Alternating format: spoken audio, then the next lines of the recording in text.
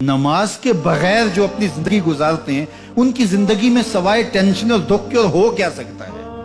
خشوع کے ساتھ نماز کرنا سیکھو. نماز پڑھنے کے بعد آپ ہلکے پھلکے پاؤ گے اپنے آپ. رقت کے ساتھ اللہ کے حضور گڑ گڑاتے ہوئے سجدے کرو, اس کا اپنا سرور پاؤ گے. اللہ اکبر. لیکن ایک بندہ کہے کہ جناب میں نماز پڑھتا ہوں لیکن ایسی کیفیت تو پیدا نہیں ہوتی, تو شیطان اس کو کہتا ہے کیا فائدہ ایسی نماز پڑھنے کا. لوگ بھی کہتے ہیں فلاں بندے سے یہ جرم بھی سرزد ہوتا ہے, نماز بھی پڑھتا ہے, اس کی نماز کو مورد الزام بناتے ہیں. تو بندہ بھی کہتا ہے چھوڑے, نماز نے مجھے کیا فائدہ دیا. لیکن کہا نہیں, نماز نہیں چھوڑنی.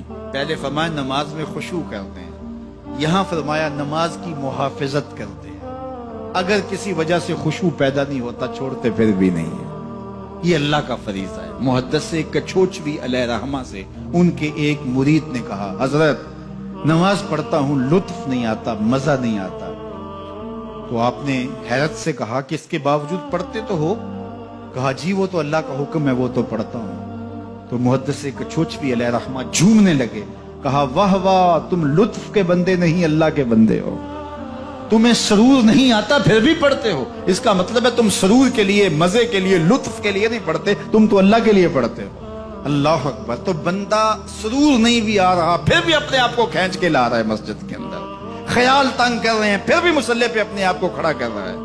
سوچے اس کو آوارہ پتے کی طرح کبھی ادھر پھینکتی ہے کبھی ادھر پھینکتی ہیں, لیکن پھر بھی وہ کھڑا ہوا ہے کہ میں نماز پوری کر کے جانی ہے.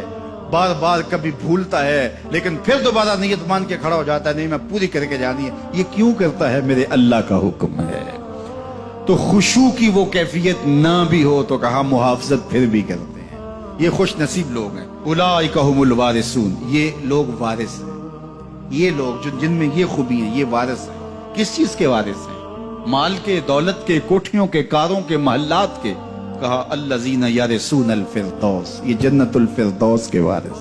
ہم فیہا خالدون, اس جنت سے وہ کبھی الگ بھی اس میں ہمیشہ رہیں گے. کیونکہ موت کو بھی موت آ چکی, اب موت بھی نہیں, اب ہمیشہ رہیں گے. اللہ تعالیٰ فرمائے گا ارضیتم, جنتیوں کیا راضی ہو؟ اہل جنت کیا تم راضی ہو؟ تو وہ کہیں گے ہمیں کیا ہوا کہ ہم راضی نہ ہوں, ہمیں تو وہ ملا جس کا ہمیں تصور بھی نہیں تھا. ہمیں جنت مل گئی, محلات و قصور مل گئے. جو سب سے آخر میں جنت میں جائے گا, سب سے آخر میں, جس کو ہماری پنجابی میں پھاڑا کہتے ہیں, سب سے آخر میں, اس کو جنت میں کتنی جگہ ملے گی؟ جو بندہ سب سے آخر میں آتا اس کو دھوپ میں جگہ ملتی ہے, جو اس سے تھوڑا سا پہلے آئے گا اس کو برآمدے میں ملی, جو اس سے پہلے آیا اس کو اندر جگہ ملی. ایسے ہی ہوتا ہے. تو جو سب سے آخر میں جائے گا جنت میں تو وہ سب سے بڑا گناہگار ہوگا, اور جہنم کے رگڑے سہ سہ کے وہ جہنم سے نکلے گا سب سے آخر. بخاری شریف میں تذکرہ موجود ہے.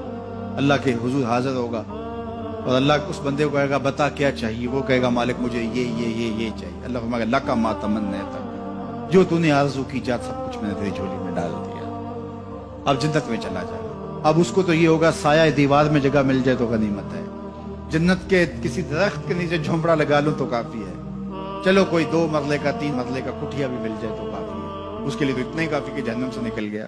لیکن اس کو کہا جائے گا جا جنت میں چلا جا, اور تیرے لیے جنت میں دنیا سے 10 گنا جگہ ہے.